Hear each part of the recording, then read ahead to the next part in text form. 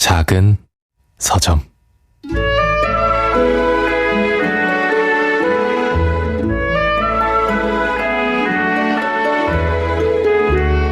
존경하는 스키타니 요시토 선생님께 헤어진 지 한 달이 다 되어 가는데도 고향에서 조석으로 선생님과 함께했던 시간이 아직도 눈에 선합니다.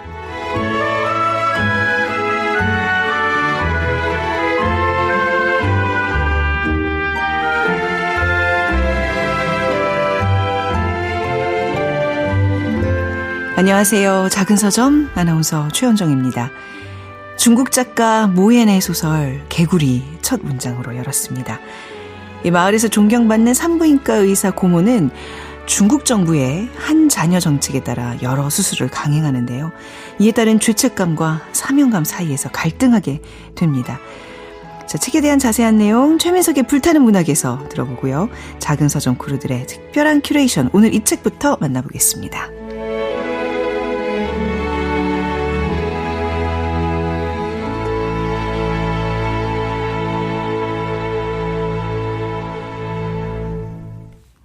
네, 작은 서점 아나운서 최현정입니다. 이번 한 주 저희 작은 서점에서 마련한 책 선물이 있습니다. 우리 작은 서점에 또 든든한 직원 한 분 계시잖아요. 장강명 작가라고. 우리 장강명의 인생책 진행자가 신간을 냈습니다. 10년간 700쪽 이상의 두꺼운 책을 100권 읽은 작가가 엄선한 독서 에세이입니다. 장강명 작가의 살면서 한 번은 벽돌책 추첨을 통해서 보내드리고 있습니다. 책 받고 싶은 분들 이번 주까지 작은 서점 인스타그램을 통해서 신청해 주시면 됩니다. 인스타그램에서 작은 서점 검색하시면 들어오실 수 있습니다. 저희 작은 서점 참여 방법은요. 문자번호 샵9730, 짧은 문자 50원, 긴 문자 100원입니다. 모바일 플레이어 콩은 앱을 다운로드 받으시면 무료로 메시지 보내실 수 있습니다.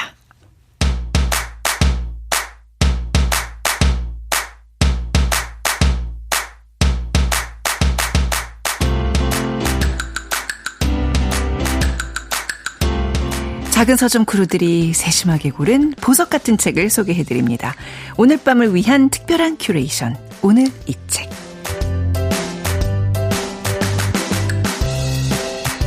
네, 예스24의 김유리 MD님과 함께하겠습니다. 어서 오세요. 안녕하세요. 네. 오늘은 어떤 책을 골라오셨나요? 오늘은 아주 젊은 소설가분의 첫 장편소설을 가지고 왔는데요. 네. 혹시 아나운서님 장편소설 더 선호하시는 편이세요? 아니면 단편소설을 더? 저는 장편소설 사실 더 좋아해요. 네, 근데 이 프로그램 하면서 네. 단편소설에 또 재미 푹 빠져가지고요. 네, 근데 원래는 장편소설과였어요. 훨씬 더 좋아하시는군요. 예전엔. 네. 근데 저도 장편소설을 되게 좋아하는 편인데, 네. 단편소설은 좀 읽다가 약간 많은 그런 느낌이. 뭔가 툭 끊기잖아요. 맞아요, 근데 맞아요. 그거에 대한 묘미, 재미를 좀 알게 됐어요. 그 장유리 작가님이 단편소설 읽는 방법에 대해서 한 몇 달을 저한테 막 강의처럼 해주셨거든요. 이 프로그램에서. 장유진 쌤이 되게 단편을 맛깔나게 쓰시니까 쓰시는 분이 어떻게 잘 읽는지 알려주시면 더 네. 재미있을 것 같긴 한데요. 네. 저 같은 경우에는 단편소설도 뭐 좋아하는 편이지만 소설가라면 네. 자고로. 네, 장편소설 꼭 집필을 한 번쯤 해봐야 한다. 그리고 이야기를 꼭 완성시켜봐야 한다. 이렇게 생각하는데요. 네. 이제 우리가 사회를 살 때 여러 규칙을 지키면서 주법 정신을 지키잖아요. 네. 그것처럼 소설가가 됐다면 네. 무조건 한 번 정도는 장편소설을 도전해야 한다. 의무사항으로. 네. 약간 그렇게 생각하는 편이거든요. 본인 생각이신 네. 거죠? 네. 소설가 선생님들 생각은 아니고 너무 단호하게 얘기하셔서 네. 깜짝 놀랐습니다. 근데 약간 소설 좋아하는 소설가들이라도 뭔가 장편소설 안 내면 또 뭔가 약간 실망하는 느낌이 좀 들긴 하더라고요. 네네. 확실히. 네. 근데 우리나라 경우에 특히 이제 소설가분들이 단편 소설로만 많이 활동하시는 경우가 엄청 많아요. 네. 여러 가지 이유가 있겠지만 사실 제가 봤을 땐 긴 호흡의 이야기를 독자분들이 좀 따라가는 걸 힘들어하시는 세대가 된 것 같아요. 워낙 시간도 없기도 그렇군요. 하고 슈폼을 더 선호하기도 하는 세대가 되기도 해서 좀 그런 경향이 있는데 그래도 여러 소설가분들이 이제 자기 약간 희망사항으로 장편소설 꼭 완성하겠다 이런 네. 이야기들 종종 하시거든요. 네. 그래서 이번에 가져온 소설은 2022년에 등단하셨으니까 정말 얼마 안 됐죠. 4년밖에 안 됐는데 이 하면희 소설가라는 분이 있어요. 네네. 그분의 첫 장편 소설입니다. 첫 장편 소설이에요. 네. 제목은 정전이고요. 이번 3월 13일에 출간된 도서이고 문학동네라는 출판사에서 매년 진행하고 있는 네. 문학동네 소설상 수상작이기도 합니다. 네네. 그래서 뭐 가장 유명한 수상작으로는 은희경 선생님의 새해 선물이 네. 있겠죠. 그래서 어떻게 보면 제2의 은희경이 될 수도 있다. 이런 생각이 또 들기도 하는 작가이고요. 그 우선 작가분을 먼저 소개해드린다면 하면희 소설가는 등단한 지 네. 4년 만에 젊은 작가상 그리고 문지문학상, 이상문학상 등 유수의 문학상을 수상하면서 네. 한국 문단에서 가장 주목받는 작가 중에 한 명으로 되게 주목받고 있는 작가입니다. 하면희 작가 언젠가는 저희 프로그램에 소개가 됐을 법한 미래의 그 네. 스타트를 오늘 네, 우리 김유리 MD님께서 끊어주셨습니다. 등단한 지 4년밖에 안 된 분이라면 그 사이에 이렇게 많은 상들을 수상하고 굉장히 급성장하고 있는 작가라고 봐야 되겠네요. 네, 그렇죠. 작년에 이제 첫 소설집도 내셨어요. 자개장의 용도라는 소설집인데 네. 이제 문화평론가 강동호 선생님이 새로운 스타일리스트의 등장이라고 표현하셨을 만큼 좀 감각적인 문체를 가지고 있고요. 네. 분위기를 장악하는 능력이 되게 독보적인 작가예요. 그래서 하면희 소설가의 그 기존 스타일은 그 평범한 일상 속에서 환상적인 장치나 오브제들을 막 종종 많이 꺼내거든요. 그래서 독자들로 하여금 미처 몰랐던 진실이나 혹은 마음을 낯설게 하는 그리고 낯설게 하면서도 아 이런 것들이 또 발견되는구나라는 깨달음을 주는 소설의 매력이 있는데요. 이번 장편 소설에서도 약간 비슷한 맥락에서 이해될 수 있는 부분이 있고 또 기존 문체라는 전혀 다른 스타일로 전개가 돼서 저 맨 처음에 읽었을 때 이 네. 작가님인지 전혀 몰랐어요. 그러니까 이번 정전은 또 그 느낌이랑 또 다르다고요? 네. 뭔가 이렇게 팔색조 같은 작가신가 봐요? 저는 그 단편 소설집을 읽을 때 네. 약간 스타일이 확고하다고 느꼈는데 이걸 읽고 와, 이 작가도 이렇게 쓸 수 있구나. 이런 점이 좀 눈에 띄게 발견된 소설이고요. 네. 이번에 그 당선작 발표 과정에서 작가가 이제 하면이라는 걸 나중에 밝혔는데 그걸 밝혀졌을 때 심사위원분들이 아니 그 작가가 쓴 소설이라고 하면서 엄청 술렁거렸다고 하더라고요. 그 블라인드처럼 네. 작가 이름을 가리고 하니까. 네. 그래서 네. 그간 보여준 문학적 색깔과 엄청 다르다고 해도 무방할 정도입니다. 어떻게 다른 거예요? 기존 작업이 좀 내면적이고 네. 감각적인 문장의 질감에 좀 집중했다면 이번 정전은 노동이라든지 연대, 성장 같은 키워드를 전면에 내세우고 네. 이제 한 인물이 사회 안에서 부딪히고 흔들리는 걸 되게 다루는데요. 같은 작가인데 완전히 새로운 무대를 펼쳐 보이는 거여서 이 작가의 세계가 얼마나 무궁무진한지 보여주는 소설이기도 합니다. 네, 다른 말로 하면 이제 하면희 작가의 능력을 증명하는 소설이다. 네, 그렇죠. 이렇게도 봐야 되겠네요. 줄거리도 얘기해 주실 수 있어요? 네, 네.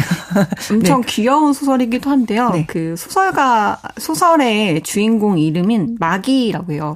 네, 막하다 할 때 막. 네. 네. 막내 할 때 막. 네. 네네.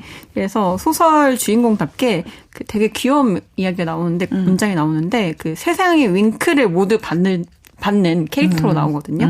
그래서 행운도 많고 그리고 네. 사람들이 좋아할 만한 캐릭터로 등장해요. 술도 엄청 좋아해서 그 술자리에서 가장 빛나는 친구들 캐릭터 있잖아요. 네. 첫 자리부터 끝까지 무조건 가는 인기쟁이 친구들. 김일희 MD님 얘기가. 저는 네. 만취를 네. 하지만 이제 이 막은 네. 그런 스타일이 네. 아닌데 어쨌든 이 소설의 시작이 이제 막의 고등학교 졸업식 날부터 시작을 합니다. 그 졸업식 날 소꿉친구의 은단이 막한테 와서 고백을 해요. 네. 근데 약간 이게 사랑 고백이라기보다는 좀 기묘한 고백인데요. 자기한테 비밀이 한 가지 있다고 들어줄 수 있냐고 물어봐요. 그래서 무슨 비밀인데? 라고 그냥 물어봤는데 자기가 눈을 한 번 깜빡이면 네? 눈 앞에 전류를 끊어버릴 수 있다고 고백을 하는 거예요. 무슨 전류를 어떻게 끊어요? 약간 여기에 전기를 빠바박 해서 불을 꺼지게 한다던가 이런 식으로 저희 아이들이 좋아하는 전기맨이랑 피카츄 이런 거 있잖아요. 그래서 네. 전류의 흐름을 확 끊어버릴 수 있다. 그런 능력을 가지고 있다고 합니다. 네. 근데 은다는 사실 오래전부터 막을 짝사랑해 왔거든요. 그래서 그 고백은 어떻게 보면 가장 자기의 은밀한 부분을 보여줌으로써 막을 사랑하는 그 마음을 보여주려는 떨리는 시도였던 거죠. 근데 막도 그 마음을 좀 눈치를 챘는지 자기가 좋아하는 남자 아니면 사실 받아주기 어렵잖아요. 그러게요. 네, 그래서 그 고백을 무시한 채로 자신의 20대를 향해 달려갑니다. 그래서 사실 막은 은단을 엄청 좋아하지 않았던 모양이더라고요. 소설 속에서. 그리고 은단이 되게 소설 속에서 울적한 표정을 하고 있다고 나오거든요. 네. 그래서 막이랑 어떻게 보면 잘 안 어울리는 커플이기도 했었던 거겠죠. 그러니까 이제 왜 좀 반대 캐릭터에 네. 좀 끌리는 경우가 있잖아요. 그러니까 막이 아까 굉장히 긍정적인 캐릭터라면서요. 그래서 반대에 더 이렇게 매력을 느끼지 않았나? 네. 근데 이상하게 반대에 끌릴 만도 한데 네. 막은 나도 약간 긍정적인 사람이고 세상의 밝은 모습만 보는 사람과 더 만나고 싶다는 마음으로 어쨌든 은단을 아예 잊어버립니다. 네. 그런데 이게 뭐 사실 나름의 배려이기도 하고 왜냐면 사랑을 받아줄 수 없으니까 이렇게 확 회피를 해버리는데요. 그렇게 이제 주인공 막이 유년 시절 정리를 하고 대학에 이제 들어가게 되는데 네. 대학에서도 인기 많은 친구처럼 막 살다가 우연치 않게 아버지의 사업이 실패하게 됩니다. 장편 소설에 약간 네. 흔한 소재로 나오는 건데 네. 그러면서 이제 등록금을 더 이상 댈 수 없게 되어 결국 휴학을 하고 제약회사 공장에서 일을 시작하게 됩니다. 뭔가 세상 행운이 다 쏠리는 것 같은 평범한 대학생에서 이제 공장으로 또 네, 배경이 그쵸. 옮겨지는 완전히 또 다른 국면으로 소설이 흘러가네요. 그 소설 속에서도 되게 밝고 명랑한 모습만 나오고 뭔가 행복한 이야기만 나오는데 확 공장으로 이동해오면서 낯설고 어떻게 하청이 이루어지고 이런 것들이 또 그려지니까 네. 소설의 분위기도 확 달라지는데요. 네.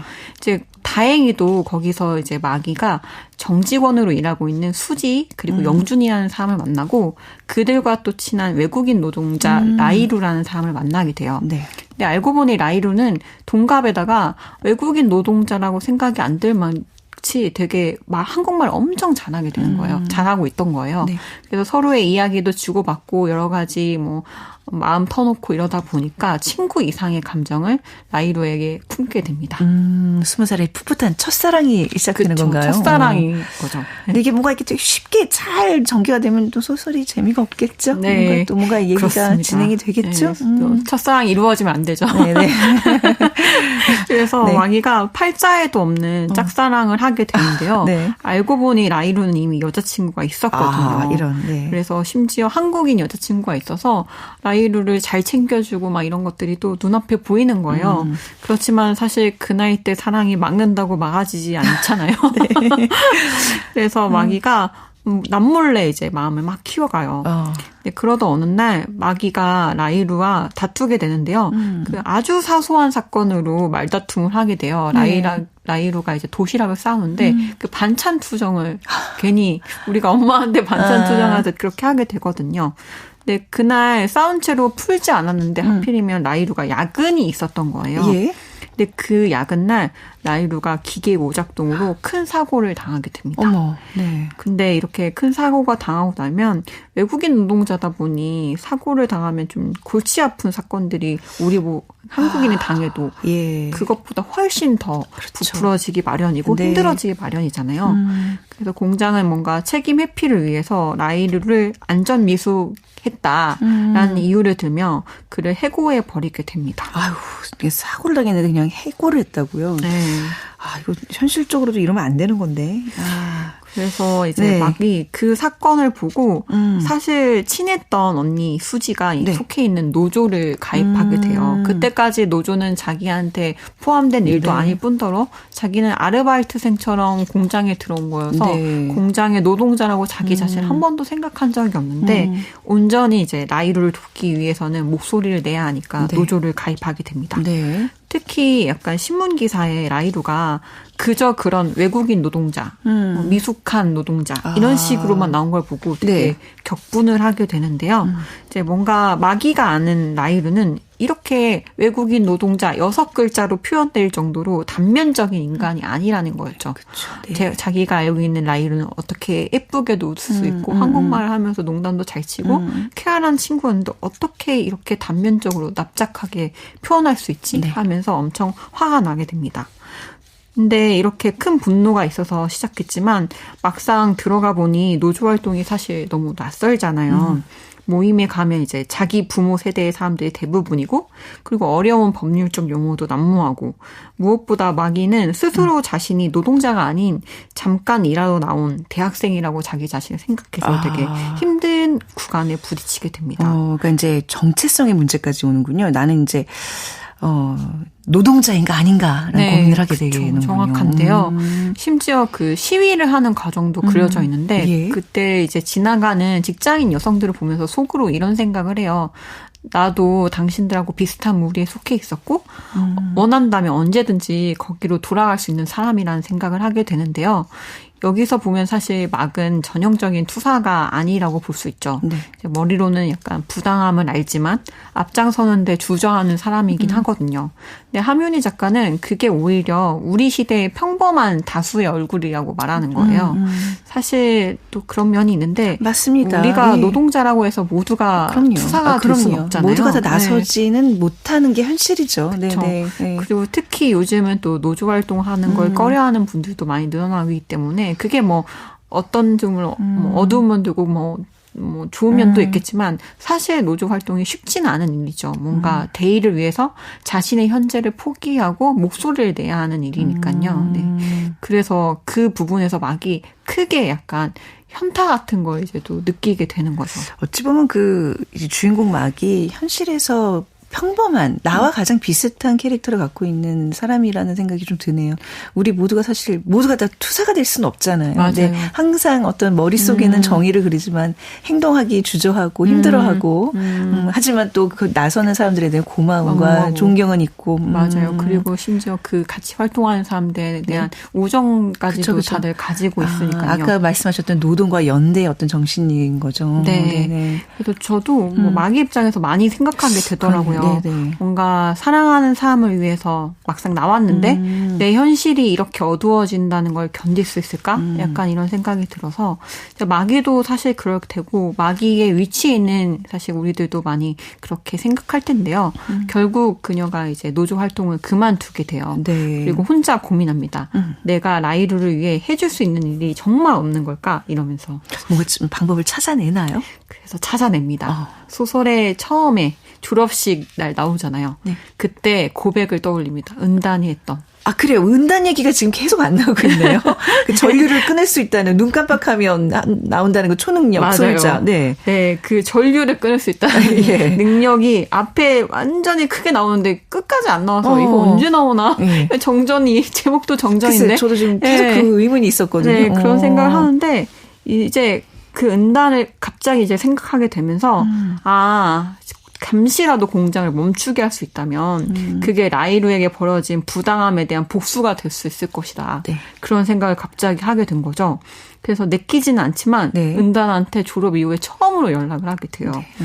근데 아무리 그래도 약간 짝사랑하는 사람을 그렇게 외면해 놓고 이제 필요할 때 결국에 찾아가는 거잖아요. 네. 그럼에도 불구하고 이제 사랑하는 사람을 위해서 자신의 약간 불편함을 덮어두고 이제 연락을 하게 됩니다. 네. 네, 은단이 연락을 받자마자 너무 좋아하는 거예요. 여전히 마귀를 너무 사랑하고 있었던 거죠. 예. 이렇게 그러면서 약간 뭐랄까 은단이 막을 통해서 사실 이 능력을 가지게 된 건 너 때문이었어라는 이야기를 해요. 오. 그래서 그건 이제 너무 소설에 스포가 돼서 말을 얘기하지 마세요. 네네, 얘기하지 마세요. 네. 네. 그렇게 해서 이제 은단과 함께 공장으로 들어가게 됩니다. 사실 이렇게 막을 대담하게 움직이는 건 거창한 이념이 아닌 거죠. 그렇죠. 네. 수지와 영준, 그러니까 노조 활동하고 있는 사람에 대한 우정, 그리고 라이루를 향한 사랑. 이런 걸 사실 보면 사실 타인의 고통을 외면할 수 없다는 감정에서 나오게 되는 건데요. 네. 이제 그 타인의 고통을 외면할 수 없다는 어떤 그 의협감이라고 네. 해야 하나요? 뭔가 그것들 때문에 막이 찌릿찌릿하게 자기도 전류에 감전된 것처럼 나도 모르게 이제 평상시 이념들 다 있고 행동들 네. 다 있고 뭐 좀 더 대담해지고 담대해지는 거죠. 그래서 공장에 침입하게 되는데 네. 과연 그들이 전류를 성공적으로 끊고 공장을 멈추게 하는 그것을 이룰 수 있을지는 스포이기 때문에 참겠습니다. 뭔가 이 불의의 어떤 이런 노사관계 해결책이 친구의 초능력을 빌리나 이게 조금 생뚱맞긴 이게 소설이라는 걸 잊지 말았으면 좋겠어요. 아까 지금 계속 얘기해 주신 그 외국인 노동자 어떤 사고로 인한 그 부당한 해고 이런 것들이 굉장히 사회문제 구체적인 신문 맞아요. 기사에서 보는 사회성 기사성이라고 르포식이라고 생각했는데 맞아 이거 소설이었지 다시 한번 이렇게 각성이 되면서 그래서 이 제목 정전은 단순히 어떤 단순한 사건이 아니라 어떤 상징이 되는 거군요. 네, 오히려 이렇게 좀 우리가 일상적으로 생각할 수 없는 그런 해결 방식을 제안하면서 좀 더 20대 젊은 소설가가 내놓을 수 있는 답안이라는 생각이 또 들기도 하고요. 막의 내부에서 사랑과 분노로 휩싸인 그 가장 밝은 시기가 어떻게 보면 전류인 거죠. 그래서 그 분노를 공장에 투여하는 게 또 정전이라는 좀 비유적인 좀 유치하기도 하지만 좀 그 나이대가 할 수 있는 귀여운 면모여서 되게 이 소설을 읽으면서 되게 너무 귀엽다라는 생각이 또 들었고요.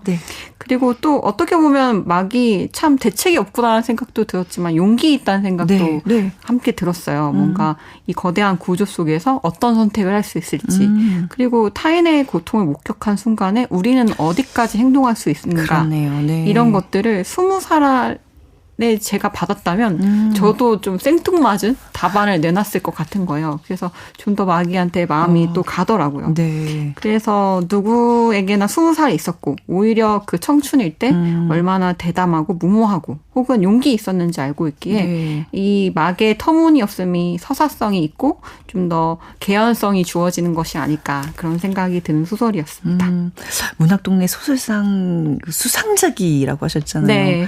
네, 그 지금 설명을 너무 재밌게 해주셔가지고 그 스포일 부분에서 딱 우리가 끊긴 했지만 꼭 한번 읽어보고 싶은 소설입니다. 네, 진짜 재미있어서 아마 웃으시면서 듣게 될 거예요. 되게 황당하긴 하거든요. 그래요? 어른들이 또 지켜본 장면도 있는데 너희들 어쩌려고 이런 이야기도 나오거든요. 그래. 해피엔딩이에요? 그것만 알려주세요. 해피엔딩이라면 해피엔딩입니다. 보고 싶다. 다행히 성장하는 막을 볼 수 있습니다. 알겠습니다. 평범한 20살 청년의 이야기지만 또 우리가 살아가는 이 사회에서 공감하는 부분이 굉장히 많은 것 같네요. 함윤희 작가의 첫 장편 정전 꼭 한번 여러분들도 읽어보시기 바랍니다. 지금까지 예스24의 김유리 MD였습니다. 감사합니다. 감사합니다.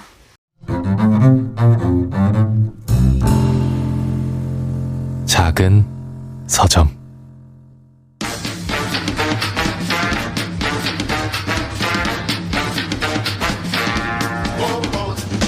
최민석의 불타는 문학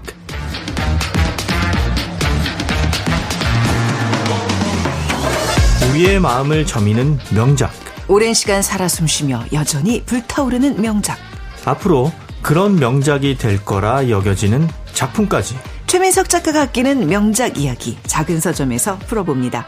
소설가 최민석의 불타는 문학.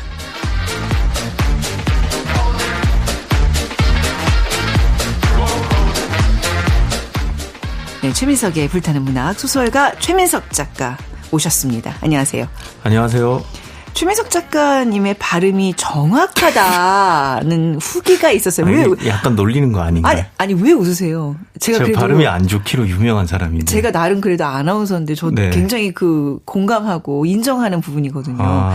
근데 그 이제 비법이 뭘까 이제 우리가 이렇게 고민을 좀 해보지 않았겠어요? 뭘까요? 저는 약간 저의 컴플렉스예요. 지방 출신이고 서울을 이제 고등학교 졸업하면서 올라왔고. 그래서 TV는 이제 비디오가 안 되고 뭐야, 왜? 라디오는 오디오 매체잖아요. 요즘 뭐 보이는 라디오도 많고 그쵸, 뭐 유튜브에도 올라가지만 그래서 라디오는 저는 좀 아직도 진짜 그 오디오만을 위한 매체다라는 생각이 있어서 발음을 잘 해야 된다는 생각이 있는데 잘 못해서 오기 전에 뭘 하냐면 누가 가르쳐 준 건데 자음을 다 빼고 발음을 하는 연습을 조금 해요. 예를 들면 예컨대 강변북로다. 그러면 아여우오. 뭐 아예이오우 하듯이. 월드컵 공원이다. 그러면 워의어오워.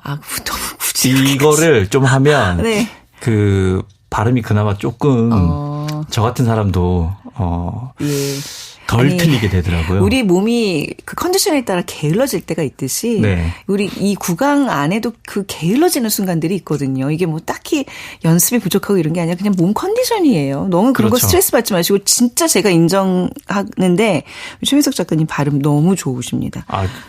외모도 비디오형이십니다. 아유, 진짜 항상 누구는 뭐 겸손이 어렵다고 하는데 여기는 너무 자기 비하가 심한 케이스입니다.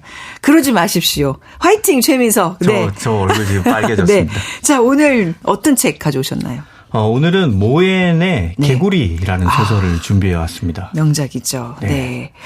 어떤 책인지 우선 모엔에 대해서 좀 들어볼까요? 네, 본명은 관모예고요. 모엔은 필명입니다. 네. 뜻은 글로만 쓸 뿐 말로 하지 않는다. 이런 거고요. 모엔은 문화 대혁명의 광풍 속에서 학교를 그만두고 농사를 짓고 공장에서 일을 했습니다. 이렇게 굉장히 가난한 시절을 보냈는데 이 시절의 고통을 이야기의 힘으로 버텼다고 해요. 그리고 1986년에 중편 소설 붉은 수술을 발표했는데 이게 좀 익숙하죠, 제목이. 이 작품을 우리는 이제 좀 옛날식으로 발음하자면 장예모 감독. 네. 요즘은 이제 발음 체계가 바뀌어서 장이모우라고 하죠. 네, 주윤발도 이제 저우롱파, 뭐 성령을 청룡 그러는데 그게 이제 신의 혁명을 기준으로 사람에 따라서 그래서 뭐 장이모우 감독이 영화 붉은 수수밭으로 만들었고 이 영화가 1988년 베를린 영화제에서 황금 곰상을 수상하면서 모엔도 세계적인 작가로 주목을 받았죠. 네. 그 후로 홍까오량 가족, 그 열쇠걸음, 인생은 고달파 이런 작품들을 썼고요. 네. 오늘 소개하는 작품 개구리로 중국 작가협회에서 제정한 가장 권위 있는 문학상 중에 하나인 마오둔 문학상을 받았습니다. 네. 모엔은 작품 속에서 뭐 문화 대혁명이나 산화 제한 정책과 같은 과거 중국의 어두운 면들을 외면하지 않았고요. 네. 그래서 그 대가로 모엔이 쓰는 작품들은 끊임없는 검열과 비판의 대상이 되었습니다. 뭐 아까 지금 중국에서 가장 권위 있는 상을 언급하셨지만 사실 우리 모엔은 노벨문학상 받은 작가로 유명한 거 아닌가요? 그렇죠. 그렇게 해서 한국에 많이 알려졌죠. 예. 이렇게 이제 그 뭐 검열도 받고 비판도 받다가 2012년에 중국 작가 최초로 노벨 문학상을 수상하면서 전 세계의 독자를 확보하게 된 거죠. 네. 이래서 이제 사실 뭐 중국에서 모엔이 너무 세계적인 인물이 돼서 뭐 예전처럼 대하기는 어려워진 거죠. 이 작품이 또 그 구성이 굉장히 독특하잖아요. 네. 이 소설은 한편에 사실상 아주 긴 편지입니다. 편지, 서신체의. 네. 그 저번에 우리 발자크의 골짜기의 백합도 그러지 않았나요? 그렇습니다. 편지 형태였잖아요. 네. 그렇게 이제 요 작품도 총 5통의 장문의 편지로 구성이 되어 있어요. 네. 그런데 이 5통이잖아요. 네네. 요 5번째 편지는 좀 독특합니다. 그러니까 편지인 것도 독특한데 그 안에 또 새로운 형식이 담겨 있다면서요? 네. 이 편지를 쓰는 인물은 커도우라는 극작가인데 그래서 이 커도우가 일본인인 스기타니 요시토한테 편지를 보내는데 이 일본 작가 스기타니 요시토가 세계적인 대문호예요. 네.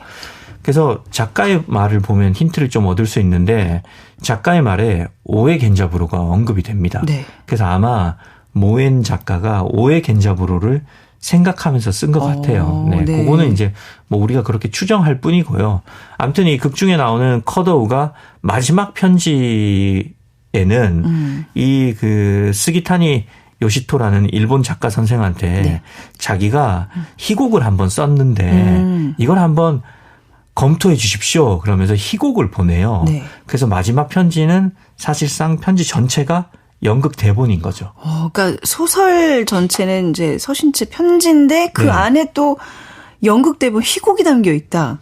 굉장히 독특한 거네요. 뭐 그렇죠. 의도가 있을 거 아니에요. 그래서 이 그 희곡으로 구성된 부분이 약간의 마술적 사실주의처럼 그려져 있어요. 네. 그 왜 그럴까 생각을 해보니까 중국이 과거에 자행했던 비인간적인 정책을 다루기 때문인 것 같아요. 그래서 그 과거의 역사적 사실을 직면하기 힘들기 때문인지 아니면 뭐 사회주의 국가에서 자국의 부끄러운 면을 정면으로 파헤치기에 좀 어려움이 따랐는지 어쨌든 저희가 뭐 이렇게 추정할 뿐이지만 결과적으로 이 대목만은 희곡으로 써서 할 말은 하면서 예술적 미화 예술적 미학은 확보를 한 거죠. 뭔가 하여튼간 어떤 장치로서의 메시지를 전하는 장치로서의 역할을 하는 건데, 근데 그 앞서 얘기했던 비인간적인 정책은 뭘 얘기하는 거죠? 그건 바로 계획생육입니다. 네. 1982년 중국의 헌법에 명시된 국책인데요. 1970년대부터 중국 인구 팽창이 급속하게 진행되잖아요. 네. 그래서 산하 제한 정책을 실시한 겁니다. 그 흔히 잘 알고 있죠. 네. 뭐 소황제라는 네, 말까지 그렇죠. 나오듯이 네. 그냥 한 집에서 한 애만 낳아라. 이렇게 이제 정부가 정했잖아요. 네. 그래서 이것 때문에 사람이 살다 보면 둘째가 생길 수도 있잖아요. 예. 그래서 중국 시골에 가면 네.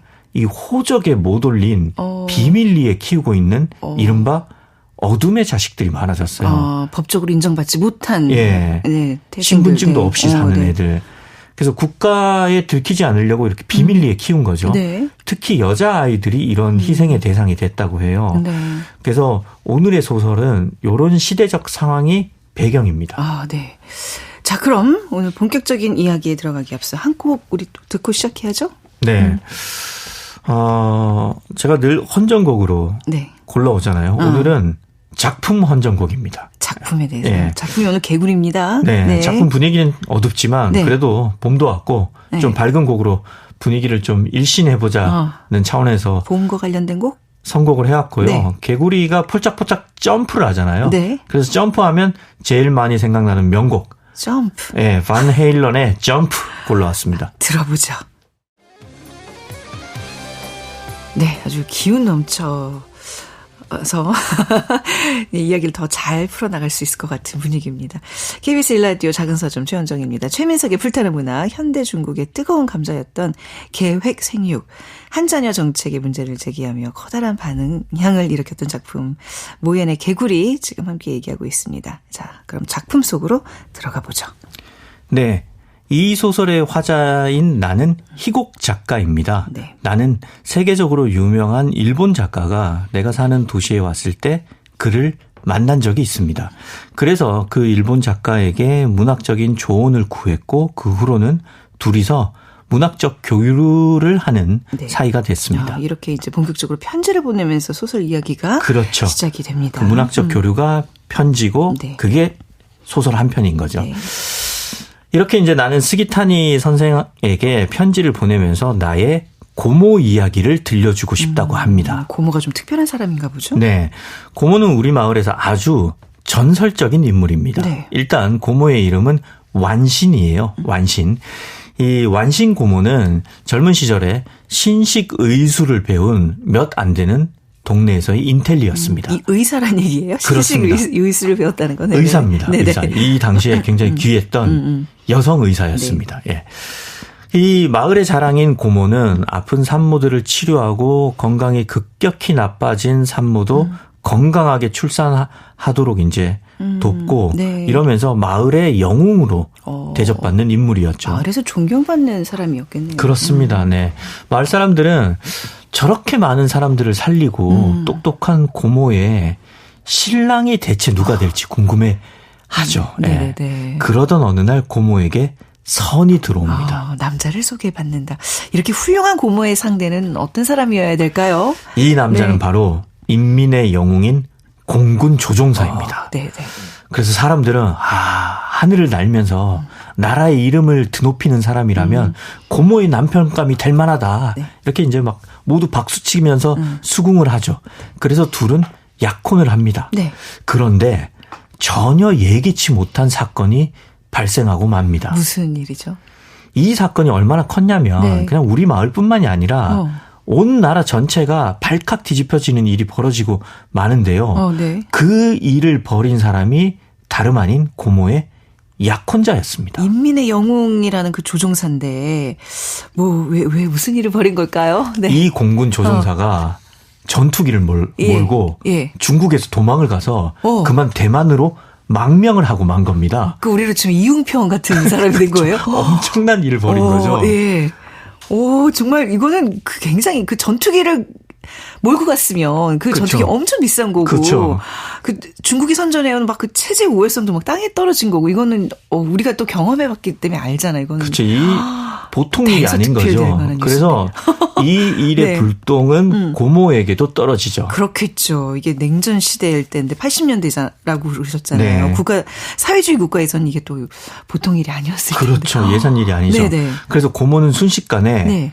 반역자의 약혼녀라는 꼬리표를 달고 살게 됐습니다. 예. 그러면서 이제 고모의 삶에도 변화가 일어납니다. 그렇겠죠. 변화가 있겠죠. 네. 네. 고모는 원래 아픈 산모를 살리는 산부인과 의사라고 했잖아요. 네. 그런데 이제는 국가의 계획 생육에 앞장서는 인물이 됐습니다. 아, 오히려 뭔가 이렇게 또 국가를 위해서 이렇게 앞장서는 인물이 된 거군요. 그러니까 약간 반역자의 약혼녀, 그 꼬리표를 떼기 위한 몸부림? 그렇습니다. 네, 몸부림을 한 거죠. 네. 그래서 이때 국가가 막 시작한 계획 생육을 네. 결국은 고모가 책임지기로 한 거죠. 그 이제 아까 말씀하셨던 한자녀나 산하 제한 정책을 얘기하시는 네. 거잖아요. 계획 생육. 구체적으로 그럼 고모는 어떤 일을 하게 돼요? 일단은 마을 곳곳을 돌아다니면서 아이는 한 명만 낳으라면서 이제 체제 선전을 하고요. 네. 그 이제 여기서부터 핵심인데 어느 집안에서 누가 둘째를 임신했다. 네. 그런 얘기가 들리면 가차없이 그 집에 찾아가서 낙태를 합니다. 강제 낙태를 한다고요? 네. 그것도 직접 찾아가면 너무 정말 약간 그 당하는 사람 입장에서는 악마 같은 존재로 비춰지죠. 그렇죠. 이게 되게 놀라운 거잖아요. 근데 네. 그냥 놀라운 정도가 아니에요. 문을 안 열어주면 네.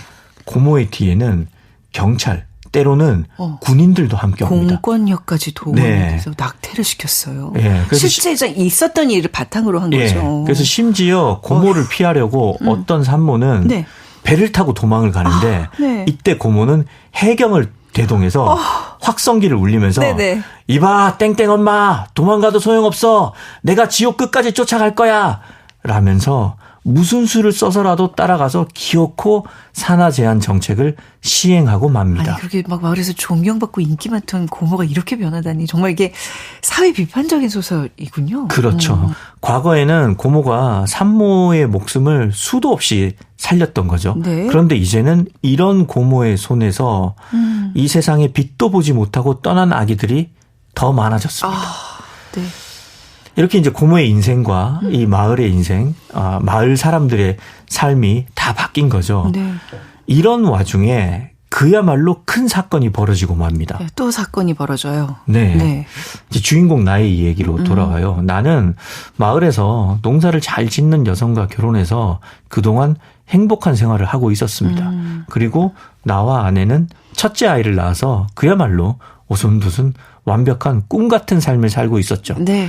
그런데 어느 날 아내가 나에게 말을 합니다. 아니 왜 이렇게 예상이 뭔가 되죠? 이거 불안하죠. 불안해요. 너무 네. 오손도손 금실 좋은 부부에게 뭔가 선물이 찾아왔는데 그것은 아내가 내게 기쁨과 두려움이 섞인 채 말합니다. 네.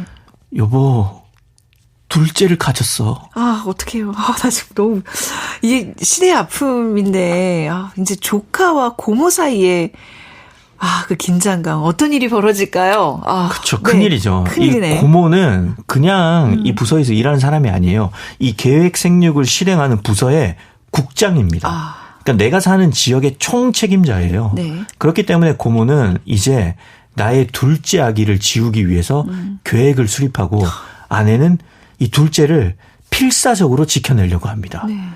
자, 이제 과연 나와 고모 그리고 나와 아내 사이에는 어떤 일이 벌어질까요? 네, 이거 지금 이 내용이 우리가 지금 막 숨죽이면서 뭐 재밌게 듣고 있지만 당시에 중국 정부가 굉장히 싫어할 수밖에 없는 검열의 대상이 될 수밖에 없는 이야기였을 것 같은데. 그렇죠. 그런데 많은 중국 독자들이 이 개구리라는 소설에 공감을 했어요. 네. 왜냐하면 실제로 그들이 이런 삶을 살아왔으니까요. 그리고 사실 제가 소개한 줄거리는 네. 이 소설의 앞부분에 불과합니다. 그래요? 이제 소설은 정말 독자가 상상도 못할 수준의 이야기로 예. 뭐 진짜 발 안 달린 말처럼 헐헐 날아가요. 나중에 이제 마술적 사실주의까지 나오면서 네.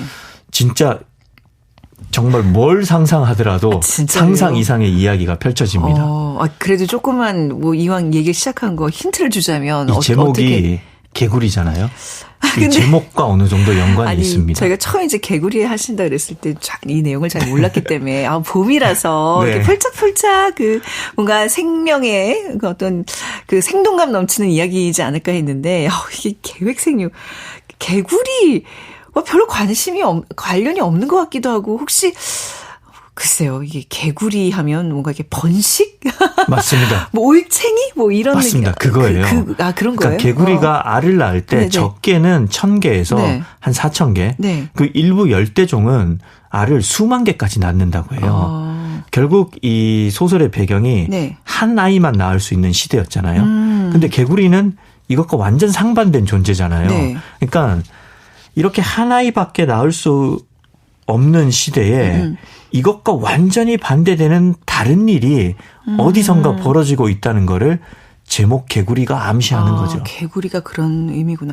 개굴개굴 우는 게 또 아이들의 그 울음소리를 좀 비유한 거일 수도. 그거 진짜 어떻게 안 읽어봤는데 그렇게 다 예상을 하시죠? 개굴개굴. 아니, 그러니까 고모의 손에서 네네. 떠나간 아이들이 그러니까 엄청나게 많잖아요. 네네. 고모가 나중에 트라우마에 시달려요. 그래서 그 죽은 아기들의 그 혼령을 달래기 위해서 예. 그 아기 인형을 빚는 그 남자와 결혼을 하거든요. 네. 그래서 네. 그 아이들을 한 명 한 명 이제 달래기 위해서 그 인형을 만드는데 이상하게 그 인형을 둔 작업실을 근처에 지나갈 때마다 고모 귀에 자꾸 개구리 우는 소리가 들리는 거예요.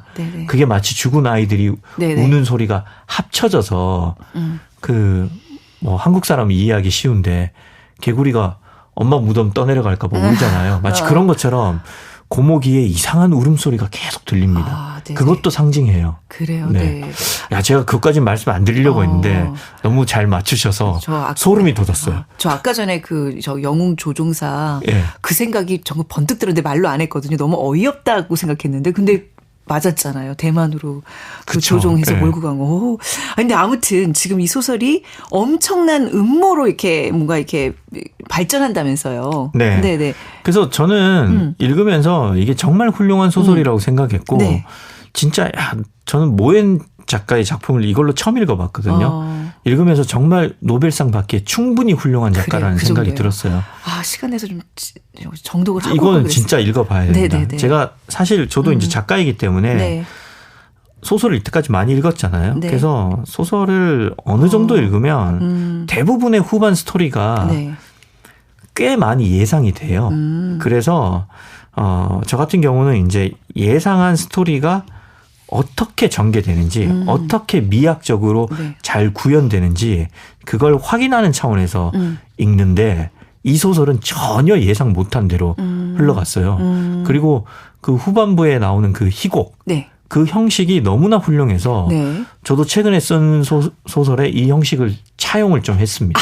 그 정도로 네. 우리 최민석 작가가 감동을 받은 작품이군요. 저도 그래서 소설에 희곡을 좀 넣었어요. 네. 이 모엔의 개구리를 읽고 감동을 받아서 제가 이제 그 형식을 좀 오마주하듯이 네, 오마주. 차용을 한 거고 저는 이 코너에서 여러 번 제가 네. 위아 작가를 좋아하고 위아 작가의 작품도 꽤 소개를 했잖아요. 네. 그래서 평소에 위아 작가를 굉장히 높게 치는데 사실 작품의 완성도와 필력만 놓고 얘기하자면 네. 모엔 작가가 한 수 위라는 사실은 네. 어쩔 수 없이 인정을 해야 돼요.